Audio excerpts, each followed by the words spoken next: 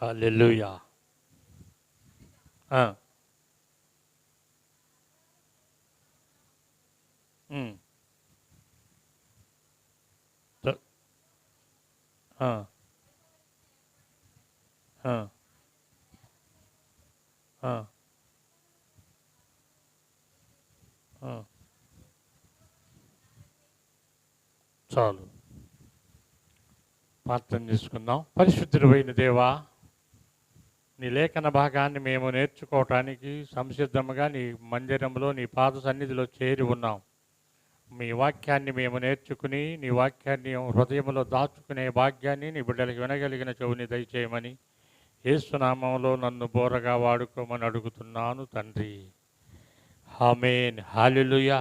ఈ ఎఫెసీ సంఘానికి పౌలు భక్తుడు ఎందుకు ఈ మాటలు ఉచ్చరించి చేయుచు ఉన్నాడు అంటే, ఈ 7వ అధ్యాయంలో దేవుడు ఎలాంటి వాడంట? మరోసారి చదవమ్మా, మొదటి వచనం.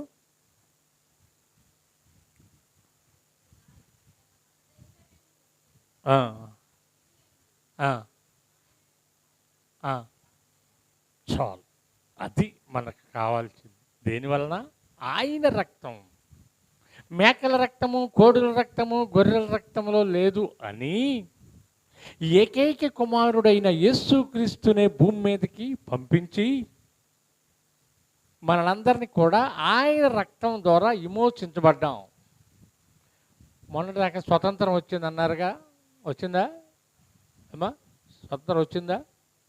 నేను రాలేదు అనుకుంటున్నా. వచ్చిందని మీరు పండగలు అయితే చేసుకుంటున్నారు, కానీ నేను రాలేదు అనుకుంటున్నాను. గాంధీ గారు ఏం చెప్పాడు? ఒక ఆడబిడ్డ ఒంటరిగా నడిచి ఇంటికి వెళ్తే స్వతంత్రం వచ్చినట్టు అన్నాడు.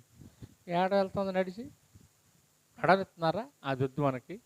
ఇక్కడ ఆయన రక్తము ద్వారా విమోచించబడి, ఆయన రక్తం ద్వారా మనము పరలోకానికి చేరాలి అంటే, మన గాయాలు కట్టబడాలి అంటే, మనము పరిశుద్ధులుగా ఉండాలి అంటే పరిశుద్ధమైన రక్తం కావాలి. ఏ రక్తం?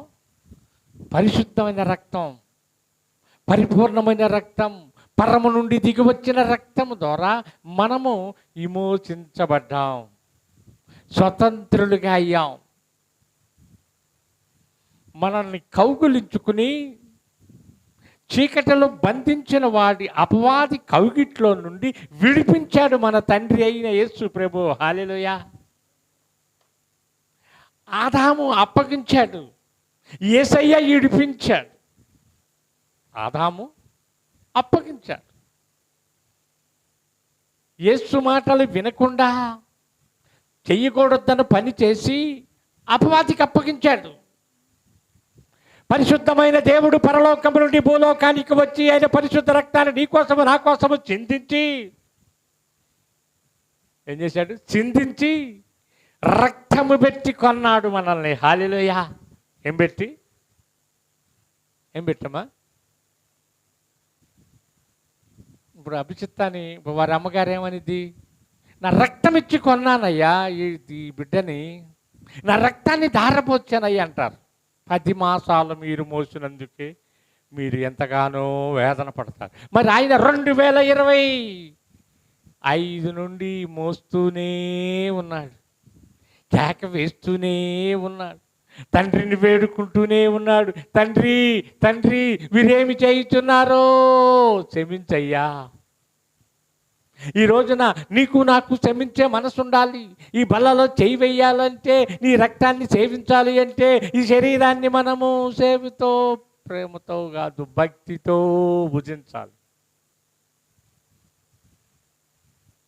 భక్తితో భుజించి పరలోకానికి సిద్ధపడాలి.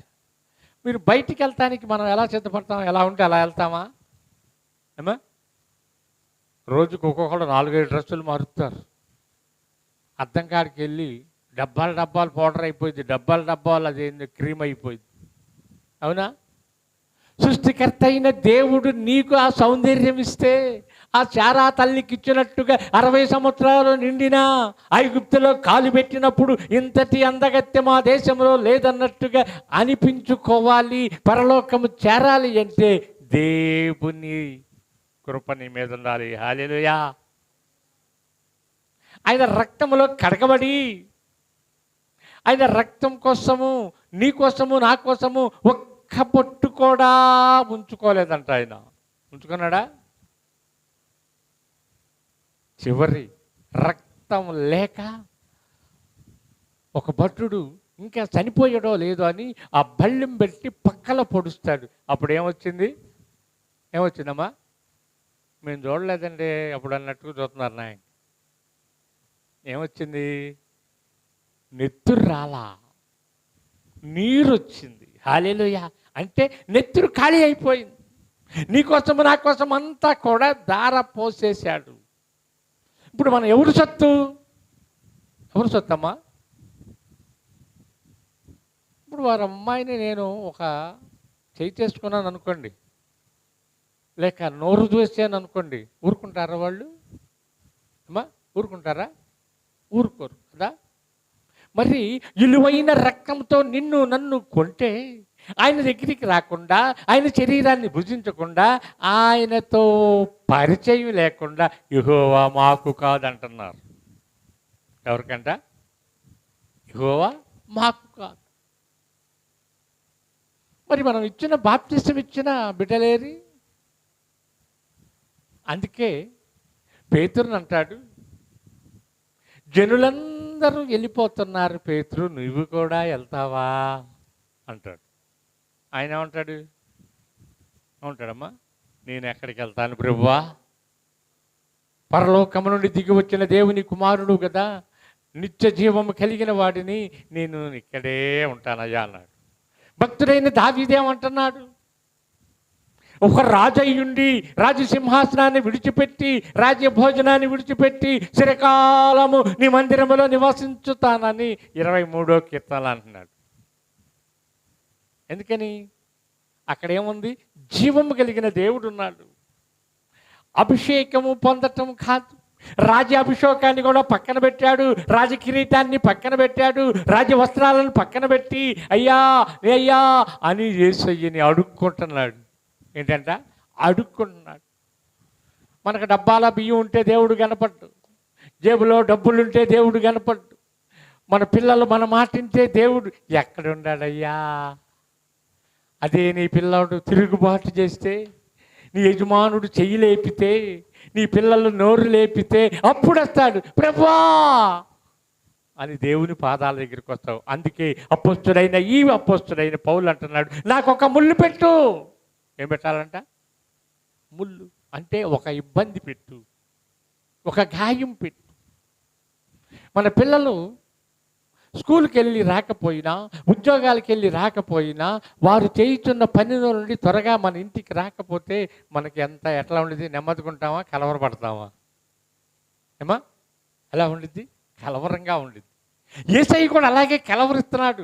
25 సంవత్సరాల మట్టి, నేను 2025 సంవత్సరాల మట్టి నా పిల్లల కోసం ఎదురు చూస్తుంటే వీరు ఇంకా సరువు చేస్తున్నారే, ఇంకా ఆలస్యం చేస్తున్నారే, నా శరీరాన్ని భుజించలేక వెనకబడిపోతున్నారే. నేను వీరి కోసం సిద్ధపరిచిన బంగారపు వీధులు ఇవన్నీ వారి కోసమే కదా. మొదటి ఆదాము అయితే విడిచిపెట్టుకున్నాడు, ఈ బిడ్డలు విడిచిపెట్టకుండా నేను పట్టుకెళ్ళాలని ఆయన ఆశతో ఉంటే మనం ఎక్కడ సుబుద్ధితో దేవునికి ఇష్టం లేని పనులలో మనము ఆగిపోతూ ఉన్నాం. అపవాది దోచుకుంటున్నాడు, నీ విశ్వాసాన్ని దోచుకుంటున్నాడు, నీ భక్తిని దోచుకుంటున్నాడు, నీ కుటుంబాన్ని చీకటిలో నింపివేస్తూ ఉన్నాడు. యేసయ్య ఏడుస్తూ ఉన్నాడు, అయ్యో వీరి కోసమా నా రక్తాన్ని చిందించింది, వీరి కోసమా నా రక్తాన్ని కార్చింది, వీరి కోసమా ఏకైక కుమారుడిని దానం చేశాను అంటున్నాడు అని వేదనతో ఉన్నాడంట. అలాగే పక్కనే గలతీ పత్రికలోకి రండి. గలతీ పత్రిక 6వ అధ్యాయము 4వ వచనం.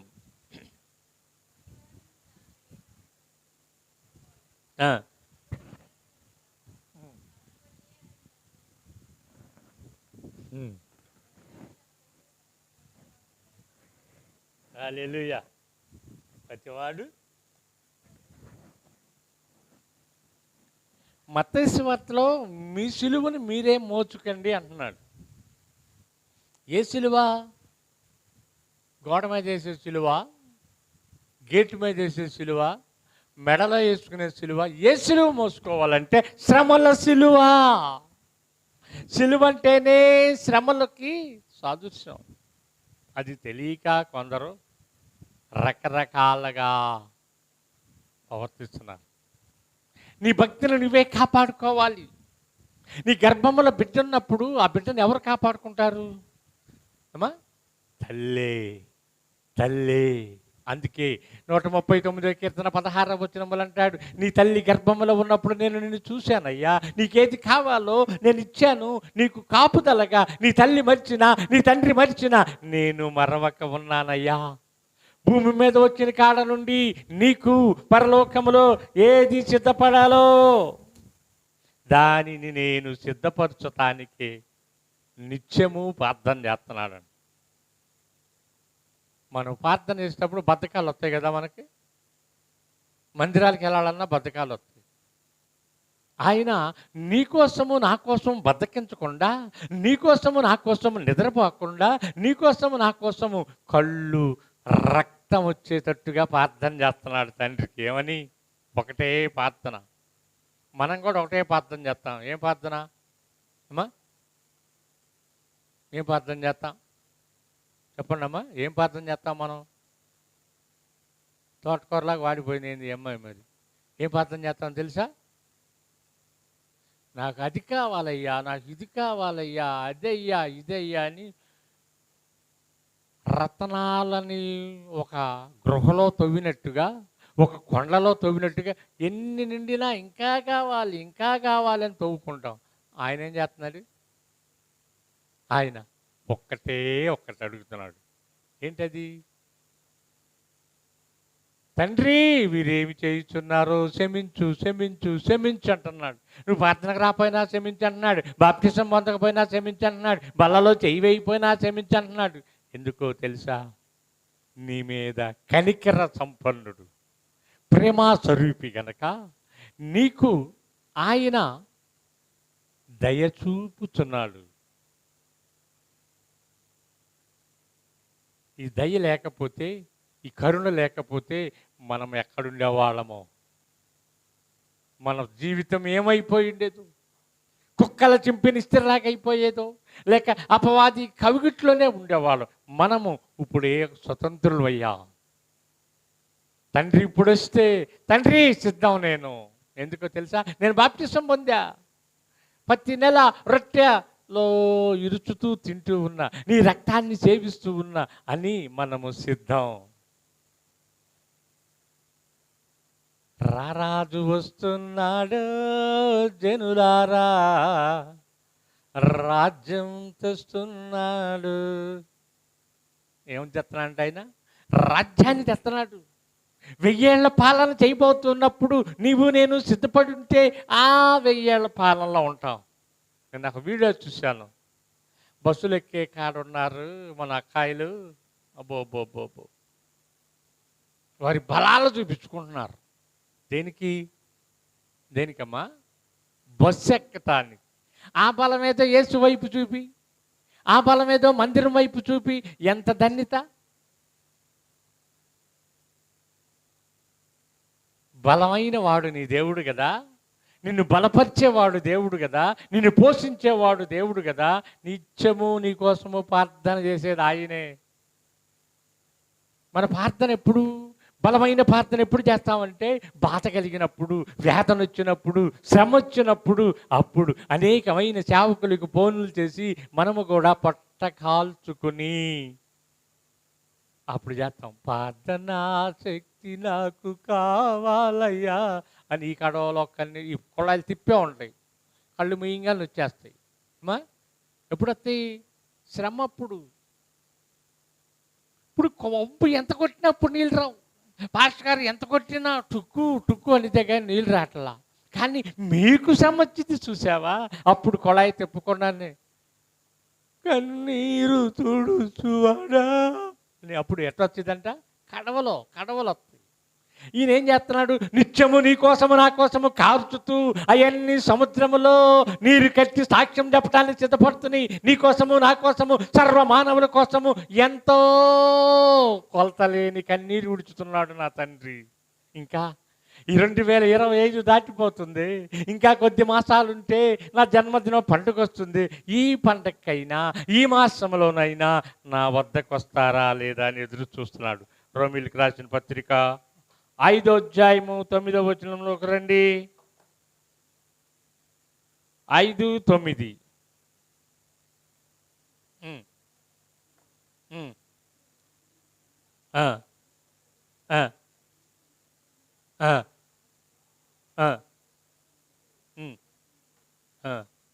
నువ్వు చదువమ్మా.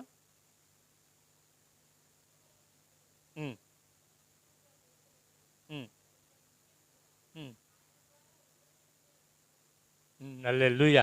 ఆయన ద్వారా మన తల్లిదండ్రులు మనల్ని భూమికి పరిచయం చేశారంతే. ప్రతిదీ కూడా నీవు గాలి పీల్చాలన్నా తండ్రి ఇవ్వాలి, ఆహారం కూడా తండ్రి ఇవ్వాలి. నువ్వు ఎంత చేసినా అది నీ నోటికి రాదు. నేను 3 సార్లు నాకు ఇష్టమైన కూర తెచ్చుకున్నా, తినలా. ఆ రోజే ఏదో ఒక సమస్య. అప్పటి నుంచి అసలు ఆ కూరే ఆపేసా. ఏశావు గుర్తొచ్చాడు నాకు. యాకోబు దగ్గర ఏమంటున్నాడు ఆయన? ఆకలితో ఉండి ప్రాణాన్ని గుప్పిట్లో పట్టుకుని ఆ ఎర్ర కూర కోసం జ్యేష్ఠత్వాన్ని అమ్ముకున్నాడు, జ్యేష్ఠత్వాన్ని ధారపోసాడు అని మనం అనుకుంటున్నాం. యాకోబుని ఏమంటున్నావు? అమ్మా? యాకోబుని ఏమంటున్నావు? ఇది మా ఇంటి అమ్మడు ఎవరు లేదు తెలియదు అన్నట్టు చూస్తారండి. యాకోబు అంటేనే మోసగాడు. ఇప్పుడు ఈ చిక్కుడుగాయ కూర నీ దగ్గర ఒక వస్తువు ఉంది, ఆ వస్తువు నాకు ఇస్తే నేను ఇది ఇస్తానంటున్నా, అది మోసం ఎలా అవుతుంది? ఈ చిక్కుడుగాయ కూర నీకు పెడతా, నీ జ్యేష్ఠత్వాన్ని నాకు ఇయ్యి అంటున్నాడు, అది మోసమా? తర్వాత చెప్తాను దాని సంగతి. మనం ఎక్కడున్నాం ఇప్పుడు? రోమాపత్రికలో ఉన్నామా? యోహాను సువార్త మొదటి పత్రికలోకి రండి. మొదటి యోహాను సువార్త 1వ అధ్యాయము 9వ వచనం. సమయం పరిగెత్తుంది.